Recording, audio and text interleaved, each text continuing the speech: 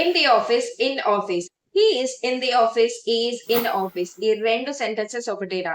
ఈ రెండు సెంటెన్సెస్ ఒకటే అనుకుంటే మీరు పప్పులో కాలు వేసినట్టే. ఈ రెండు సెంటెన్సెస్ కి చాలా వేరియేషన్, చాలా డిఫరెన్స్ ఉంది. Okay, let's look at the first one. He is in the office. He is in the office అంటే అతను ఒక ఆఫీస్ రూమ్ లో, ఒక బిల్డింగ్ లో, maybe his work area, office లో ఉన్నాడు, ఆఫీస్ రూమ్ లో ఉన్నాడు అని అర్థం. For example, mister Raghav is in the office now, you can go and meet him. Okay, Raghav అనే వ్యక్తి ఆఫీస్ లో ఉన్నాడు, సో మీరు వెళ్ళి కలవచ్చు అని చెప్తున్నాం. సో ఇన్ ఆఫీస్ అంటే పదవిలో, అధికారంలో, బాధ్యతాయుతమైన పదవిలో, అధికారంలో ఉండడం అని అర్థం. Okay, for example, mister Konidela Pavan Kalyan has been in office. Has been in office means పదవిలో ఉన్నారు.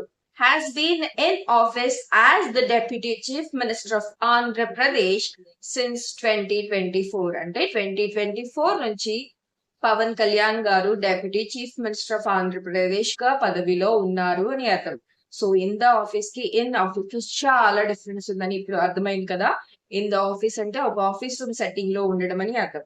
ఇన్ ఆఫీస్ అంటే పదవిలో, అధికారంలో ఉండడం అని అర్థం. ఈ రెండిటి డిఫరెన్స్ తెలుసుకోకుండా మాట్లాడితే మీరు తప్పుగా మాట్లాడుతున్నారని అర్థం. సో పైన ఇచ్చిన సెంటెన్స్ లో ఇన్ ద ఆఫీస్ వస్తుందా, ఇన్ ఆఫీస్ వస్తుందా టైప్ చేయండి.